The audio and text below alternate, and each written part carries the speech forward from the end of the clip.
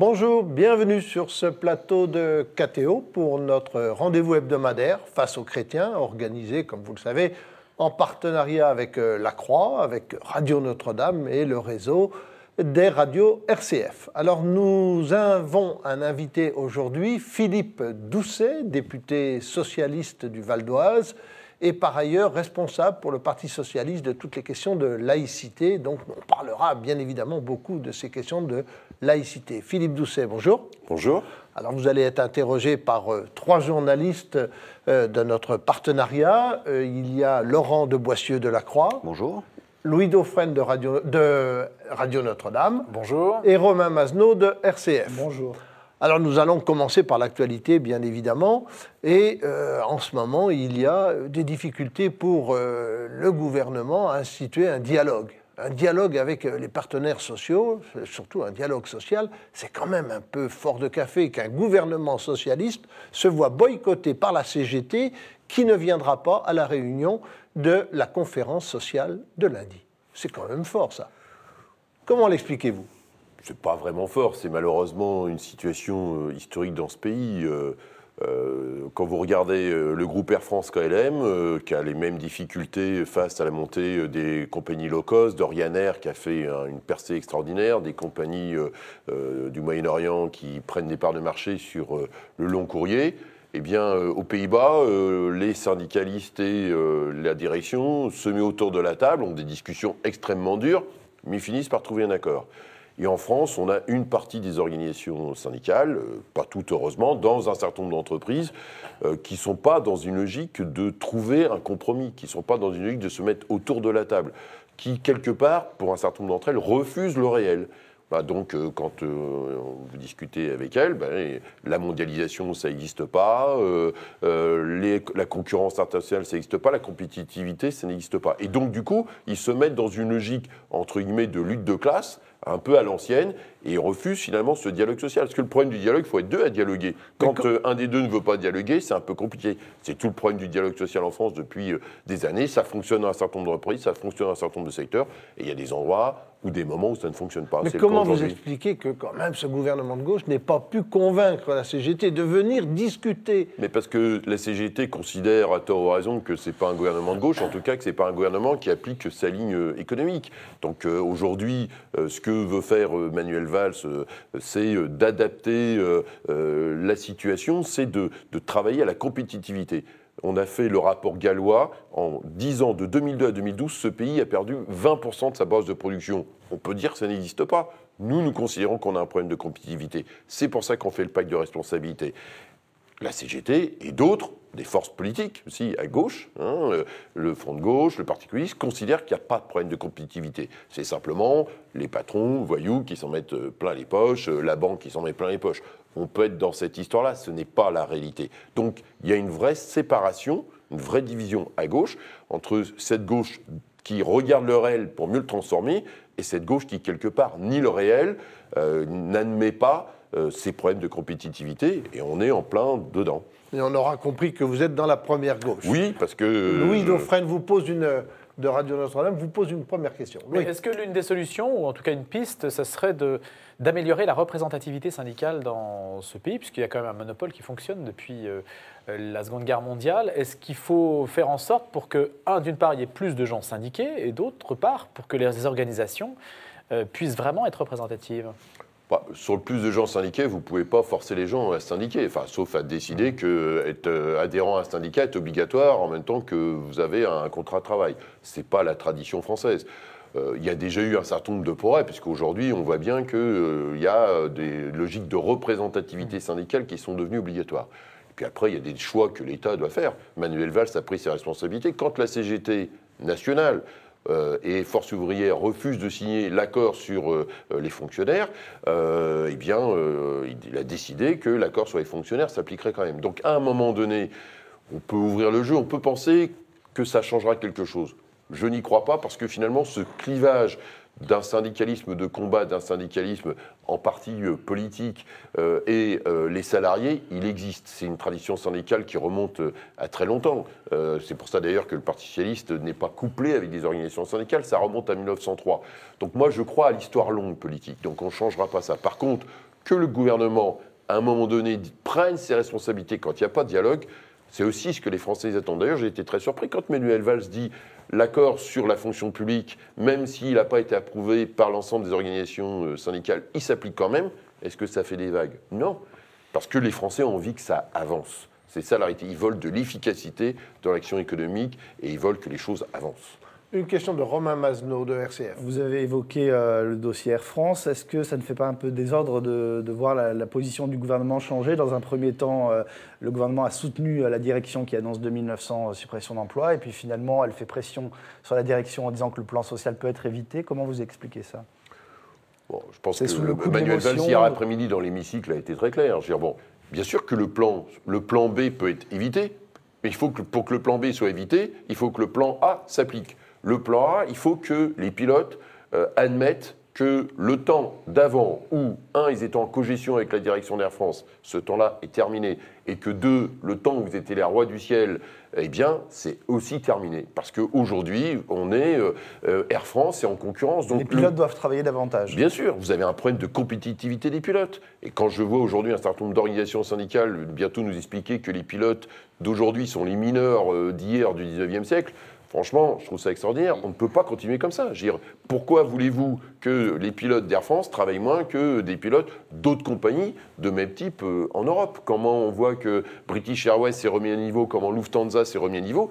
Si les pilotes ne veulent pas comprendre ça, eh bien, il y aura application du plan B et ils porteront la responsabilité d'un certain nombre de suppressions de postes, parce qu'il n'y a pas de licenciement, mais des postes qui ne seront pas remplacés. Et donc, c'est une autre dynamique, une autre trajectoire pour Air France. Il n'y a pas Laurent Le Boissieu, La Croix. Il n'y a pas que les pilotes, il y a aussi les personnels au sol qui sont concernés. Très peu sur le plan B, parce que les suppressions de postes, c'est un certain nombre de suppressions de postes, effectivement, mais il y a sur les licenciements. Les licenciements concerneraient, a priori, plutôt 300 pilotes et quelques navigants autour. C'est ça la logique. Après, il y a les suppressions de postes. Mais le vrai sujet, c'est ça serait quand même malheureux d'en arriver là, pour pas passer de 50 à 56 vols par an. Parce que c'est de ça dont on parle. On ne parle pas de leur mettre des chaînes et de travailler comme au bail. Pour revenir sur le conflit social, des salariés qui sont interpellés à 6 h du matin chez eux, ça vous a choqué? Vous trouvez que c'est une procédure normale?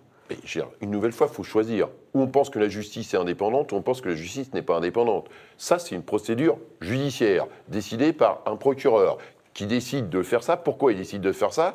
Pour pouvoir avoir tout le monde en même temps et qu'il n'y ait pas de concertation entre les personnes interpellées. C'est comme ça que le parquet de Bobigny a présenté sa décision. Donc, où on estime que Manuel Valls donne des directives à la ministre de la Justice, qui donne des directives au parquet, et on n'a pas de justice indépendante, on considère que l'indépendance de la justice est un élément, et on les laisse travailler. Le parquet, aujourd'hui, de fait, il y a une indépendance hiérarchique. Oui, mais dans la pratique, on sait très bien qu'aujourd'hui, progressivement, l'ensemble des ministres de la Justice donnent de moins en moins de directives par rapport à ça, et notamment dans des procédures de ce type. On aurait dit quoi si Christiane Taubira avait pris son téléphone pour dire au parquet de Bobigny, il faut les interpeller à midi, etc. Donc après, je peux comprendre que ça génère de l'émotion, mais en attendant, il y a l'indépendance de justice ou il n'y a pas l'indépendance de justice, donc il faut choisir. Romain Masneau, RCF. Mais parmi les métiers en tension, en crise, il y a celui des policiers qui étaient nombreux à manifester, des milliers ce mercredi devant le ministère de la Justice, une première depuis plus de 30 ans. Alors Manuel Valls répond en disant qu'il va simplifier les procédures pénales, limiter les sorties de détenus, aller dans le sens de peines plus lourdes pour les faits d'armes lourdes. Est-ce que ça va suffire à contenir la colère des policiers ? Moi, je pense qu'il y a deux aspects dans cette affaire-là. Il y a l'aspect,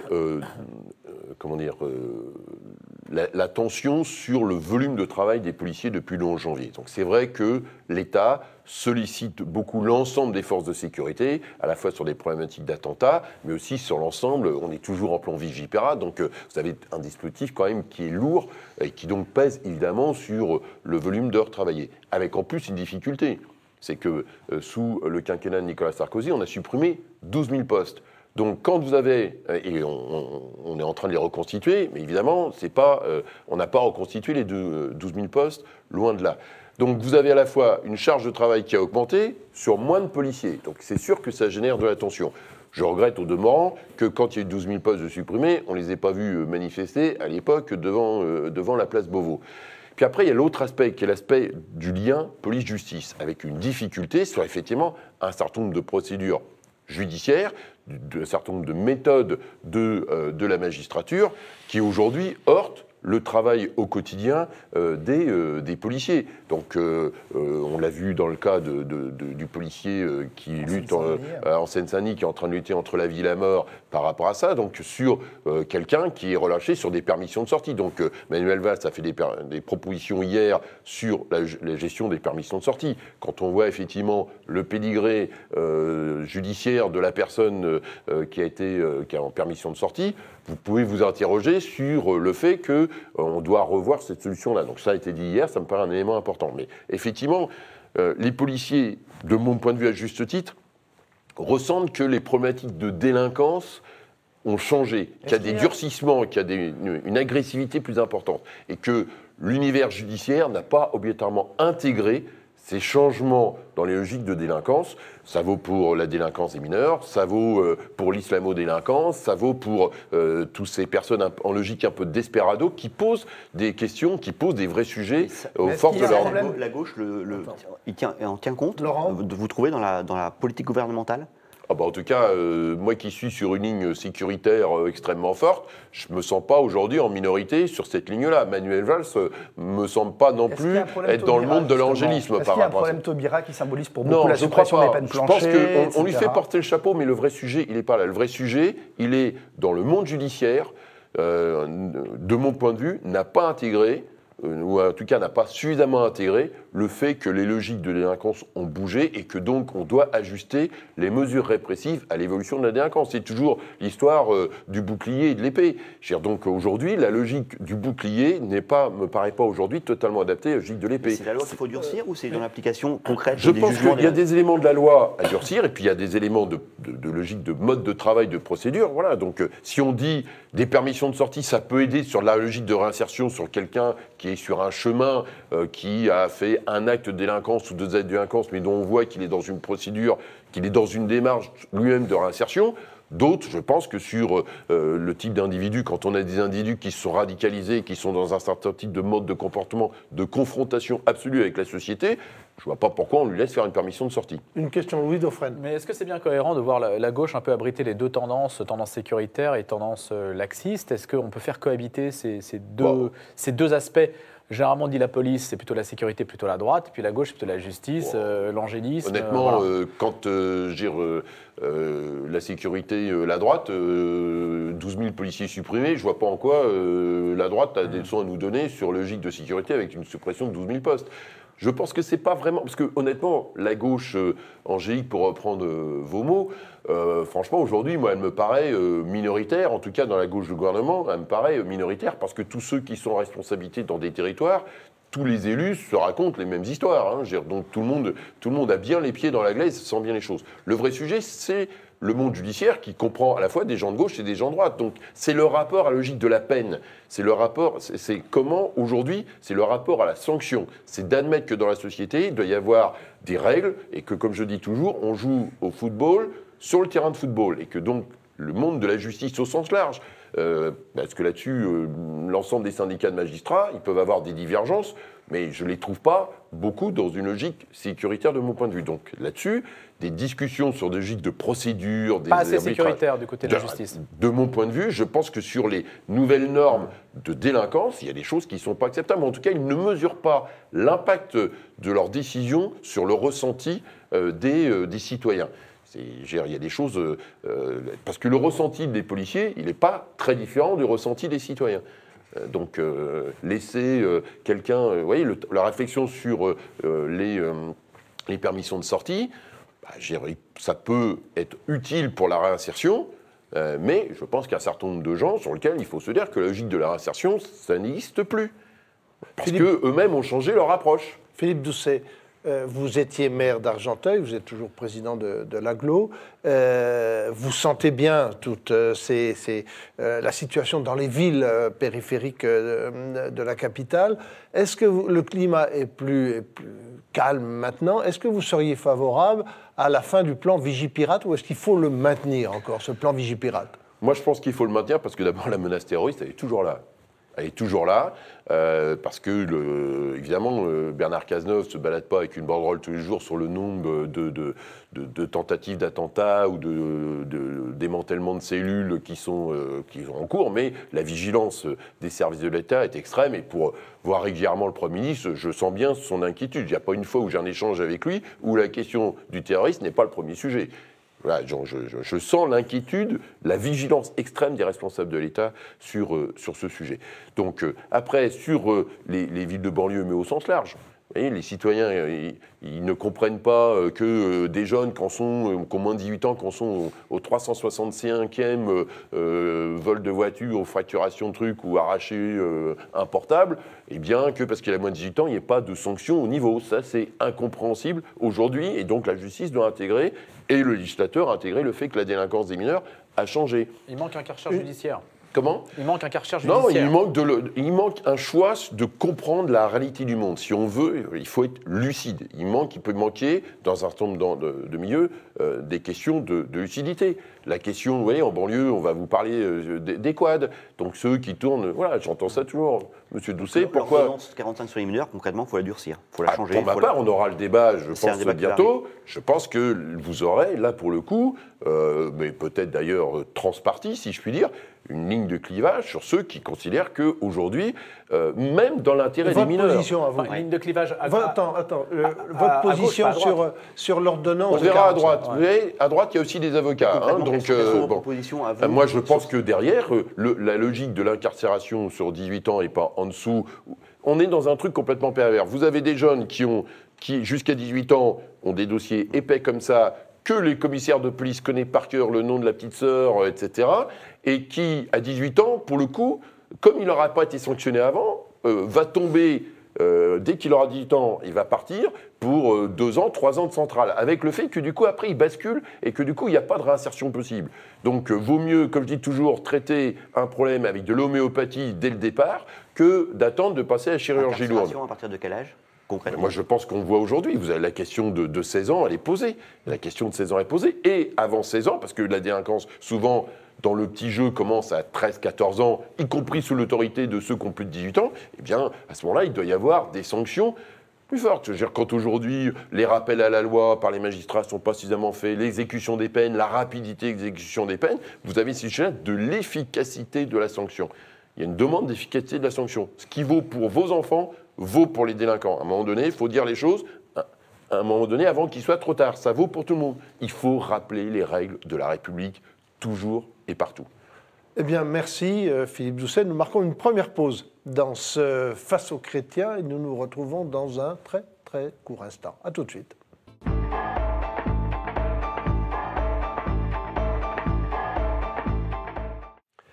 Nous nous retrouvons pour cette deuxième partie de Face aux chrétiens organisée en partenariat avec La Croix, Radio Notre-Dame et RCF. Et nous accueillons Philippe Doucet, député du Val d'Oise, ancien maire d'Argenteuil. Il est interrogé par Laurent de Boissieu de La Croix, Louis Dauphren de Radio Notre-Dame et Romain Mazenot de RCF. Alors nous allons parler avec lui, avec vous Philippe Doucet, de la laïcité puisque vous êtes chargé au Parti socialiste de cette question. Alors vous avez dit... La loi de 1905, il ne faut pas la changer, il faut la prolonger. C'est un peu subtil, ça, comme nuance. Quand on prolonge, on change quand même un peu la loi. Qu'est-ce que vous avez en tête ?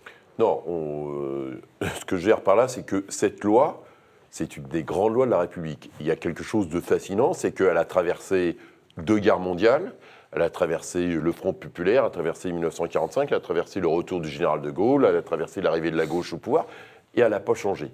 Donc, elle est extrêmement forte, parce qu'elle est un point d'équilibre au cœur de la société française.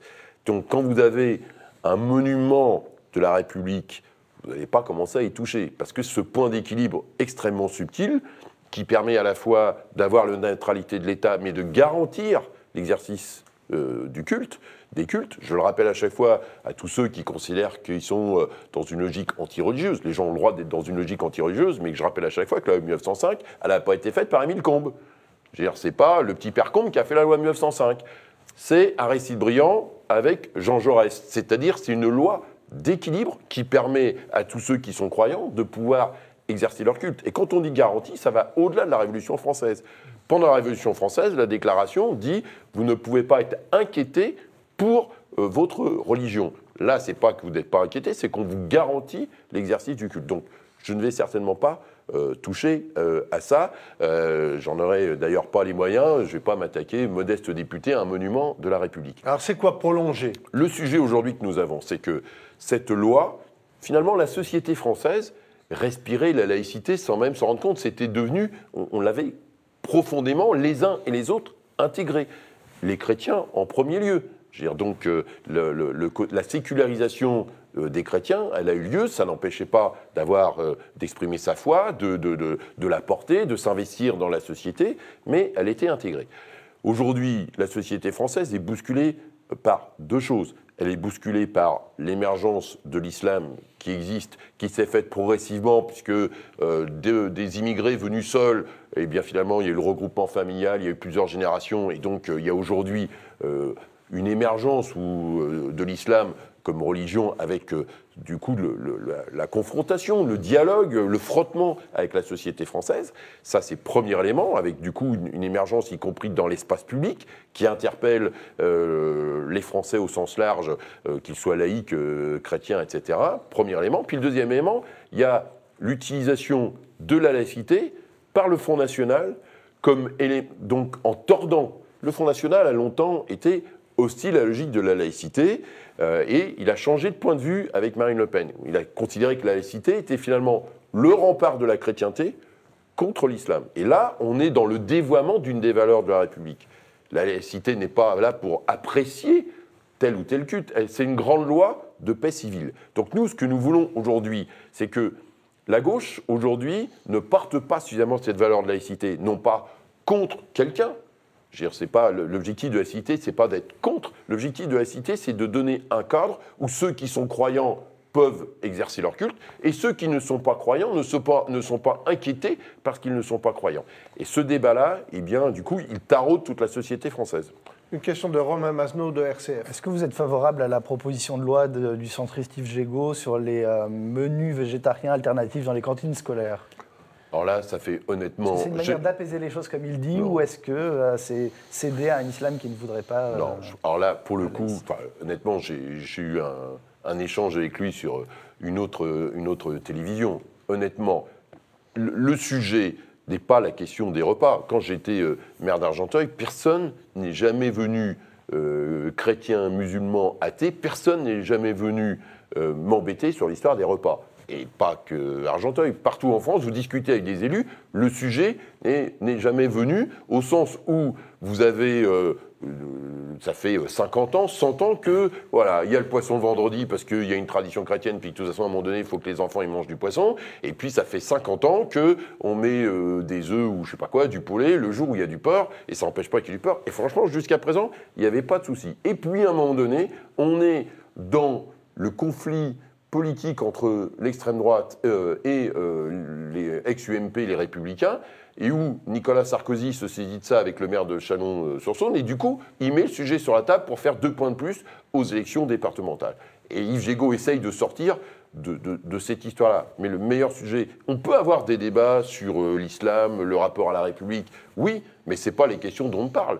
On parle de la question de l'espace public, on parle de la question de liberté religieuse, on parle de l'égalité homme-femme, on parle de la question des lieux de culte, mais c'est ça dont on parle. Donc Yves Gégaud, honnêtement, je vois bien ce qu'il a derrière, mais ce n'était pas un sujet de confrontation. Il y en a d'autres.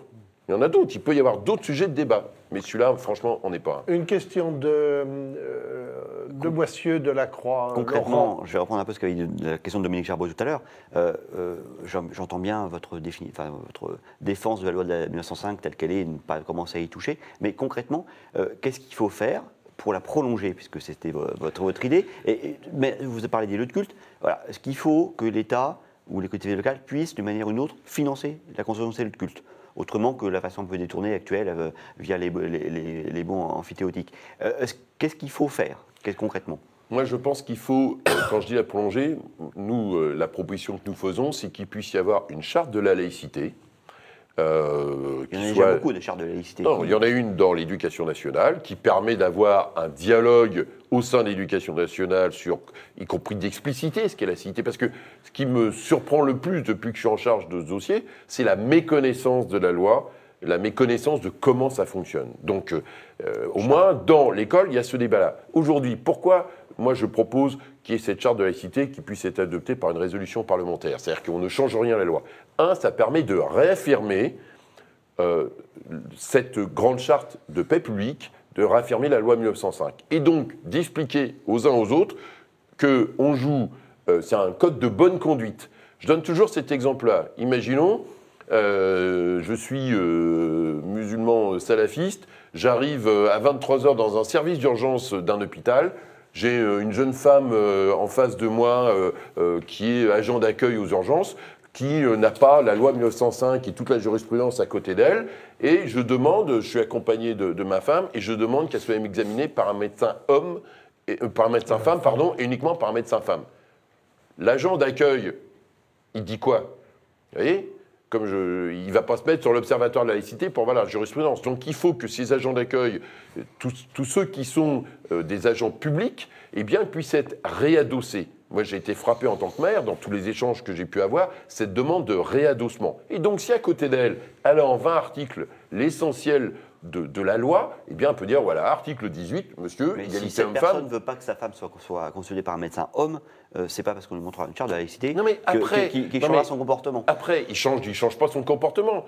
La personne lui dit la règle. Voilà, moi, quand je suis sur un terrain de football, je peux avoir envie, pour marquer un but, de prendre le ballon et le mettre dans le but. D'accord? Ça ne sera pas accepté. Eh bien, c'est la même chose pour nos règles de la République. Pour le reste, sur le financement des lieux de culte, aujourd'hui, le débat est beaucoup trop brûlant. Je veux dire, vous savez, quand je suis à la commission des lois, quand on a travaillé sur le dossier Babylou, les gens sont plutôt sereins, des députés avec, on va dire, quelques heures de vol à la commission des lois. Et là, le sujet Babylou arrive. J'ai vu monter la température en 3 secondes, elle est passée de 0 à 50 degrés en 3 secondes. Vous voyez? Donc, vous savez, c'est l'histoire de l'affaire Dreyfus. Il y avait les caricatures où tout le monde est à table, ça se passe bien. Et puis après, vous avez la table est renversée, la vaisselle est cassée. Et le caricaturisme était « ils en ont parlé ». Aujourd'hui, dans tous les débats, dans tous les repas familiaux, tout le monde parle de laïcité. On voit bien que ça taraude la société française. Donc, on ne va pas, dans un sujet brûlant, rajouter de l'huile sur le feu. Moi, je pense qu'aujourd'hui, la loi, mine de rien, fonctionne. Les lieux de culte, ils sortent. Et en plus, souvent, les logiques, les difficultés, elles ne sont pas vraiment financières. Elles ne sont pas autour de ça. Le système fonctionne à peu près. Les difficultés, c'est des élus qui n'admettent pas la loi de 1905. C'est-à-dire qu'ils n'admettent pas que le culte soit garanti. Aujourd'hui, ça vaut pour des chrétiens. On parle des musulmans sur les problèmes de construction de mosquées, mais quand vous discutez avec des chrétiens évangéliques, eux aussi rencontrent des difficultés par rapport à ça. Quand il y a eu l'incident à Stein où 9 morts dans une maison, mais parce que derrière, il n'y avait pas eu d'autorisation de construction ou de rénovation, il peut y avoir des exemples comme ça, ils peuvent en sortir. Donc ça, ces sujets-là, il est plus s'il y a des problèmes sur le plan local d'urbanisme ou des choses comme ça, sur lesquelles des logiques réglementaires, il faut rappeler aux élus de la République qui doivent respecter la loi de 1905. Et la loi de 1905, vous avez le droit de faire des processions pour peu que ça ne trouve pas leur public. Vous avez le droit de construire un lieu de culte. Donc c'est sur ce travail-là qui doit être fait. Une question de Louis Dauphren, de Radio Notre-Dame. Votre espoir, c'est de faire avec l'islam ce que la Troisième République a fait avec l'Église catholique. Mais les choses sont quand même un petit peu plus complexes, apparemment un petit peu plus complexes.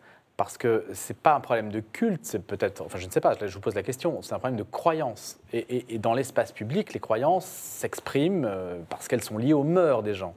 Or, vous ne pouvez pas, et d'ailleurs la loi de 1905 ne prévoit pas de changer les mœurs des religions. Donc qu'est-ce que vous proposez pour, j'allais dire, gérer ce problème supplémentaire que pose l'islam par rapport à l'Église catholique? Parce que vous l'avez dit d'ailleurs de manière peut-être intuitive au début, finalement, la laïcité, c'est un peu une affaire de famille issue de l'histoire française. Bon, c'est un point d'équilibre trouvé dans notre ère culturelle. Qu'est-ce que vous voulez faire par rapport aux mœurs, aux nouvelles mœurs imposées par une autre religion? Oui, mais les mœurs, vous savez, c'est ce que j'appelle le frottement. Il y a 2 niveaux. Il y a ce que les politiques peuvent faire, puis il y a ce que les philosophes peuvent faire. si je prends l'analogie par rapport à l'Église catholique, le débat théologique avec l'islam ou le débat sur les mœurs avec l'islam, c'est aux philosophes de le faire, que les Voltaire d'aujourd'hui eh bien, se frottent avec l'islam. Quand moi j'organise un débat avec Abdenour Bidar sur sa lettre ouverte aux musulmans, il dit des choses fortes par rapport à l'islam, mais c'est lui qui le dit. Donc d'abord, il faut que ce débat ait lieu au sein de l'islam, et puis il faut que, ici, des philosophes, enfin tous ceux, les citoyens, puissent porter ce débat-là. Nous, sur les politiques, le sujet. Donc on ne va pas nous faire le travail philosophique qui doit se faire pour que finalement il y ait une part de l'islam qui bascule dans l'histoire politique française. Par contre, nous, politiques, on doit faire quoi? Aujourd'hui, on a un islam en France. La question, les Français de confession musulmane, ils sont là depuis des décennies, personne ne repartira. D'accord? Même le nombre de voyages, il suffit de regarder deux choses, le nombre de mariages mixtes et le nombre de vacances prises, comme on dit, au bled. Le nombre de vacances au bled ne cesse de diminuer. Et quand moi je dis à mes amis français de confession musulmane, « Ah, t'es pas été au Maroc cet été ?» Ils me disent « Bon, attends, Philippe, arrête, c'est bon, quoi. » Voilà. Donc, c'est ça le sujet. Donc, du coup, et le nombre de mariages mixtes continue à augmenter. Donc, l'intégration se fait, et l'intégration, de ce point de vue-là, aux mœurs, elle passe par les femmes. Et aujourd'hui, on voit bien que cette logique-là de nombreuses femmes, eh bien, finalement, sont aux critères français. Souvent, je cite cette anecdote. Quand un Français de confession musulmane va chercher une épouse en Algérie ou au Maroc, quand je discute avec des amis, femmes musulmanes, elles me disent « il a gagné 10 ans ». Mais en gros, dans 10 ans, la femme se sera mise au standard français. Donc de toute façon, la mécanique, parce que le cœur du sujet, c'est la place de la femme. Et donc évidemment, notre espace de liberté, le regard que la civilisation française porte sur la femme, ou la civilisation occidentale, n'est pas le même. Et donc ce frottement-là, il se fait, mais quand les femmes elles prennent le pouvoir dans la réalité. On le voit même à travers, ça peut vous paraître paradoxal, mais l'augmentation des divorces ou le nombre de séparations au sein d'un certain nombre de familles de confession musulmane, il est lié à ces logiques de standards de mœurs. Donc je ne suis pas, moi, pessimiste par rapport à ça. Mais par contre, sur la question de l'islam de France, ça veut dire qu'il faut que nous, on travaille sur, et que nos amis du Conseil français du culte musulman travaillent sur la formation d'imams. C'est d'ailleurs ce que Bernard Cazeneuve est en train de proposer dans le dialogue là-dessus. Donc ce dialogue-là avec les musulmans de France, il doit se faire pour que sur l'ensemble, aujourd'hui, on doit demander que les imams parlent tous le français, qu'ils aient la formation sur la logique de la République, comment ça marche. Se faire en français aussi. Pardon ? Les prêches. Oui, mais aujourd'hui, le problème des prêches, il est lié à la logique des imams. Quand vous avez, moi, sur les mosquées que je peux avoir à Argenteuil, quand vous avez un jeune imam né à Argenteuil qui parle en prêche, non seulement sa parole religieuse est plus forte, mais en plus, quand il la contextualise, il parle d'où, lui? Il parle d'Argenteuil, de quelqu'un qui est né ici, qui vit ici, et même quand il parle du 11 janvier, ben, il n'en parle pas de la même manière qu'un imam qui arrive de l'Algérie, payé par l'État algérien, et qui va rester 4 ans en France, et qui parle modérément le français. Mais ça, c'est un choix, et c'est aussi ce dialogue-là que les autorités politiques, pour le coup, doivent avoir avec le Conseil français du culte musulman. Donc vous voyez, il y a deux niveaux par rapport à ça. Mais le débat théologique, y compris, les chrétiens doivent l'avoir. Vous voyez, comme je dis toujours, il y a 4 évangiles, il y a un Coran. Donc ce débat-là, il doit avoir lieu, même de religion à religion. Philippe Doucet, sur cette antenne, Frédéric Lefebvre proposait il y a quelques semaines de fermer les mosquées là où il y a des imams salafistes. Êtes-vous favorable à cette... Oui, mais enfin là, pardonnez-moi, on est dans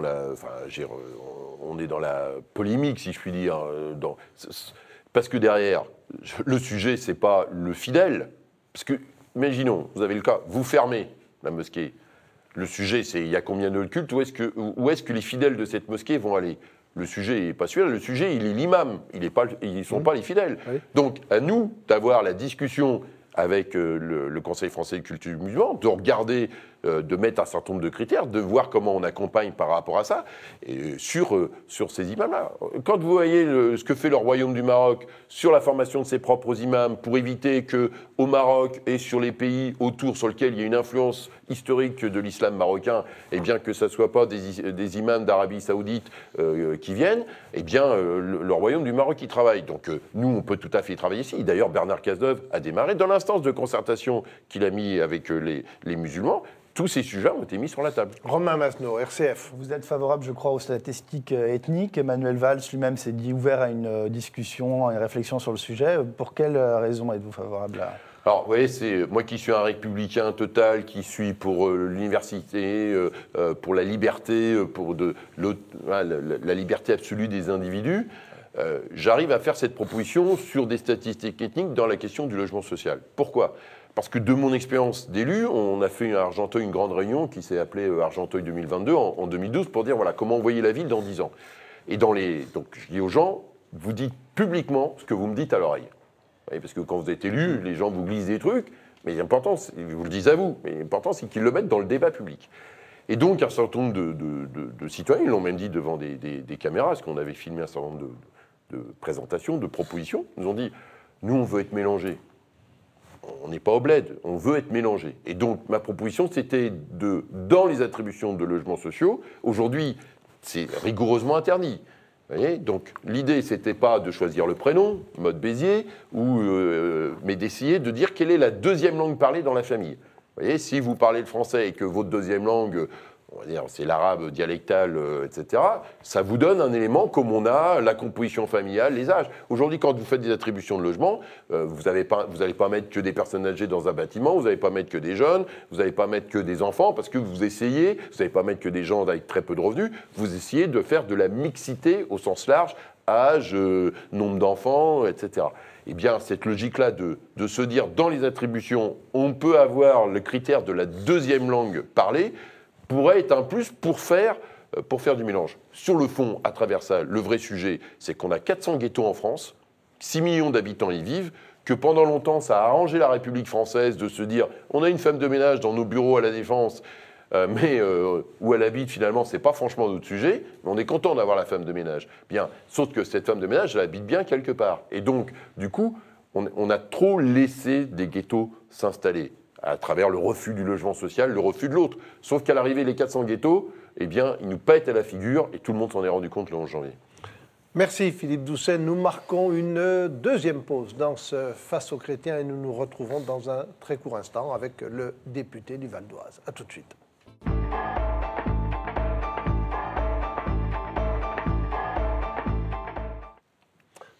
Nous voilà pour la troisième partie de ce Face aux chrétiens avec le député du Val d'Oise Philippe Doucet, député socialiste, spécialiste de la laïcité au Parti socialiste. Et nous allons parler du Parti socialiste, de la gauche, de l'état de la gauche en ce moment. Il est interrogé par 3 journalistes qui sont en partenariat avec cette émission de KTO. Il y a Laurent de Boissieu de La Croix, Louis Dauphren de Radio Notre-Dame et Romain Masneau de RCF. Alors Philippe Doucet, il y a ce week-end un référendum assez surprenant lancé par le patron du PS, Cambadélis. Est-ce que vous y croyez à ce référendum pour savoir si il doit y avoir des listes de gauche aux prochaines régionales, des listes de gauche unitaires avec les écologistes et l'extrême gauche? Qu'est-ce que vous en pensez de ce référendum qui risque finalement de vous montrer le PS un peu en difficulté? Moi, je pense que c'est une très bonne initiative. C'est le débat qu'on a vu au début de cette émission sur le dialogue social. Aujourd'hui, vous êtes dans un paradoxe. Dans un certain nombre de régions, la gauche peut être au deuxième tour et elle peut même garder un certain nombre de régions si elle est unie. Et si elle est désunie, eh bien, par exemple, le Nord-Pas-de-Calais-Picardie peut passer au Front National. Donc nous, on dit simplement aux électeurs de gauche de marquer leur volonté de rassemblement et d'unité. On le regrette, dans le Nord-Pas-de-Calais-Picardie, ne pas vouloir faire une liste d'union face à Marine Le Pen entre des communistes, des écologistes et des socialistes, qui aujourd'hui gèrent la région ensemble. Encore aujourd'hui, à l'heure où on parle, sont ensemble, et des fois depuis des années et plusieurs mandats, venir nous expliquer que ce qui est valable jusqu'au 5 décembre, ne l'est plus le 6.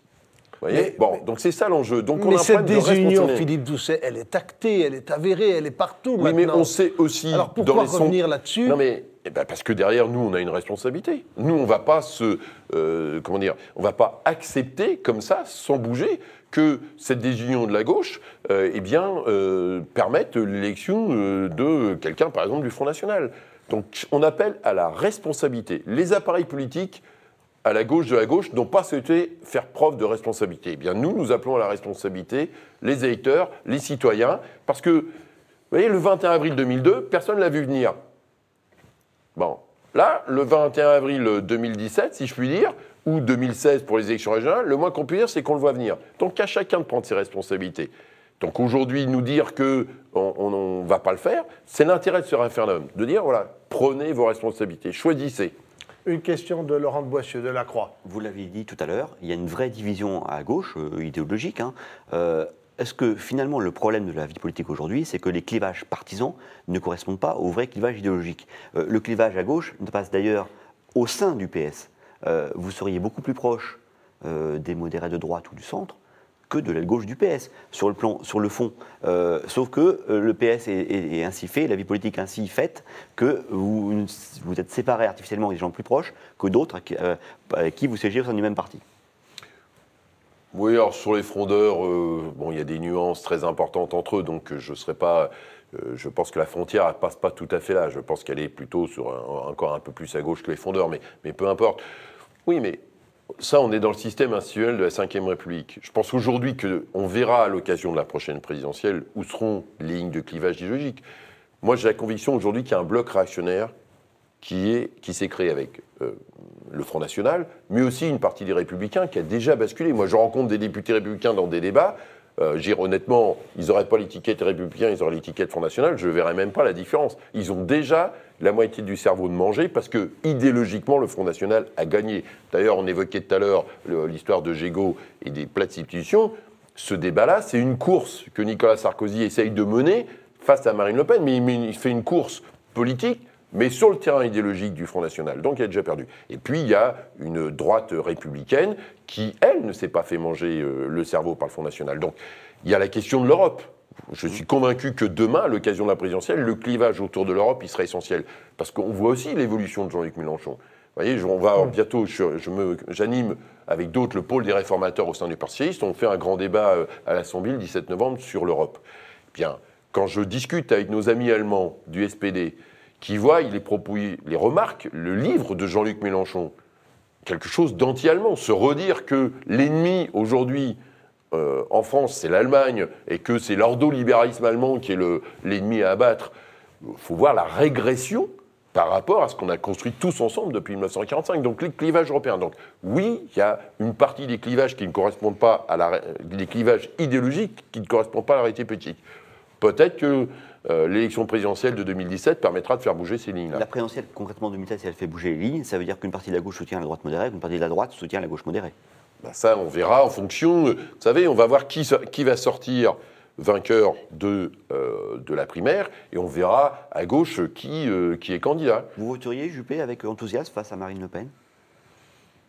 Avec enthousiasme, non, mais en attendant, tout le monde sait bien que la primaire sera le premier tour de l'élection présidentielle. Maintenant, quand vous regardez dans les sondages, il peut y avoir aussi, on le verra à ce moment-là, un candidat de la gauche ou du centre-gauche, comme vous voulez, qui peut aussi être porteur de ça. Parce que peut-être que vous n'aurez pas Alain Juppé à la présidentielle. Alain Juppé peut perdre la primaire. C'est d'ailleurs mon pronostic. Vous imaginez un autre candidat à gauche que François Hollande? François Hollande, si en septembre 2016, il est à 15% dans les sondages ou 17% dans les sondages comme aujourd'hui, et qu'il n'est pas au deuxième tour, je ne suis pas sûr qu'il sera candidat. Il faut assumer dans l'histoire, de se dire « je suis sûr de ne pas être au deuxième tour ». C'est un vrai choix. Donc lui, en fonction du paysage politique, l'histoire de la présidentielle, elle n'est pas écrite, loin de là. Une question de Romain Masneau. Alors, je voulais revenir au régional un instant. Jean-Yves Le Drian sera donc chef de file socialiste en Bretagne. Si la gauche l'emporte en Bretagne, est-ce qu'il peut cumuler à la fois le ministère de la Défense et la région Bretagne? Moi, vous savez, je pense que les citoyens, et les Bretons sont des citoyens français aussi subtilement politiques que tous les autres. Donc, ils ont parfaitement compris ce qui pouvait se passer. Ils ont intérêt à ce que Jean-Yves Le Drian reste le plus longtemps possible jusqu'en 2017 ministre de la Défense, parce que même ministre de la Défense, il protège la Bretagne et les intérêts stratégiques de la Bretagne.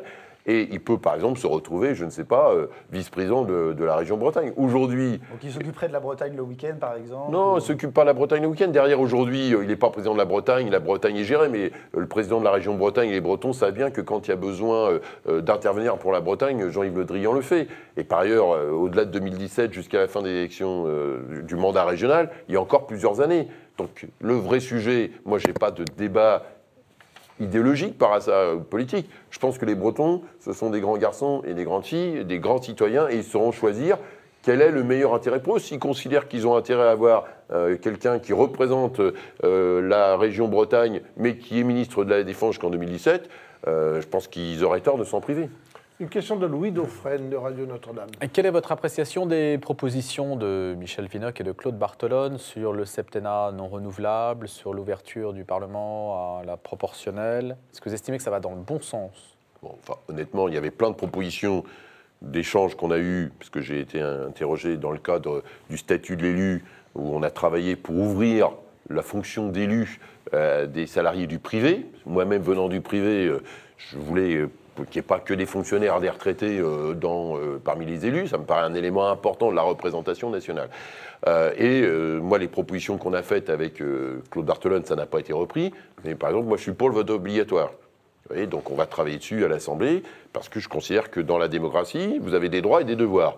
Et le devoir du vote, aujourd'hui, il me paraît indispensable, mais on ne peut pas continuer à avoir des taux d'abstention. Avec une sanction? Oui, bien sûr. Quel type de sanction? Je ne sais pas, vous n'allez pas voter, ça vous coûte 10 €. Vous n'allez pas voter 2 fois, ça vous coûte une amende pour le stationnement. C'est ce que nos amis belges font. Je ne vois pas pourquoi on serait plus stupide que nos amis belges, qui seraient valables à Bruxelles, ne seraient pas valables à Lille. Franchement, je ne vois pas pourquoi. Ça se fait en Belgique, ça se fait au Luxembourg, et personne n'est mort ni en Belgique ni au Luxembourg. Mais je pense que c'est un élément important de se dire que la démocratie, c'est des droits et des devoirs. La République, c'est des droits et des devoirs. La démocratie, la République vous protège, mais vous devez protéger la République. C'est toujours la phrase de Kennedy. Qu'est-ce que tu fais pour ton pays? Je pense que cette logique-là vaut plus que jamais. Sur la question du septennat et de la proportionnelle, moi je suis anti-proportionnel depuis toujours pour une raison toute simple. C'est que l'histoire politique de ce pays, les citoyens, les élus sont dans un territoire. Ils ont les pieds dans la glaise. Même si la glaise c'est du béton de banlieue, ils ont les pieds dans la glaise, ils sont dans un territoire. Comme je dis toujours, Philippe Doucet, on peut l'interpeller le week-end, il prend le train pour aller à l'Assemblée, donc on peut l'attraper. Donc il peut avoir un dialogue avec des citoyens. Il incarne un territoire, il le porte. Bien, quand vous êtes élu à la proportionnelle, qui connaît son député européen? Bien, est-ce qu'il a une permanence quelque part, le député européen? Non. Et bien du coup, il y a un défaut d'incarnation, et je pense que la politique, ça s'incarne. Sur le septennat, je pense qu'on ne reviendra pas en arrière. Il y a quelque part une illusion, me semble-t-il, de se dire, mais ça vaut à droite, parce que c'est aussi les propositions de Xavier Bertrand, de se dire s'il y avait un septennat, la personne ferait les réformes parce qu'elle ne se préoccuperait pas de sa réélection. Je pense que ça, c'est aussi terminé. La Constitution de 1958, elle est extrêmement puissante. Les Français sont attachés au suffrage universel de leur président de la République. C'est pour ça que je crois pour la 6e République. Et ils souhaitent aussi, finalement, que le président de la République reviennent devant eux plus rapidement qu'avant. C'est pour ça que le quinquennat a été tout de suite entériné. Donc c'est ce dialogue-là, président-citoyen, qui fait le cœur de la République française. On peut le regretter, on peut en penser ce qu'on veut, c'est ce que souhaitent les Français. Autrement, ça fait longtemps que la 5e République, on serait passé à la 6e. Elle a traversé déjà beaucoup de choses, et elle montre encore aujourd'hui sa force. Laurent de Boissieu, La Croix. On l'a dit tout à l'heure, il y a notamment 2 régions, PACA et Nord-Pas-de-Calais Picardie, que le FN peut gagner. Vous avez pointé la division, enfin le refus d'une partie de la gauche de partir unie.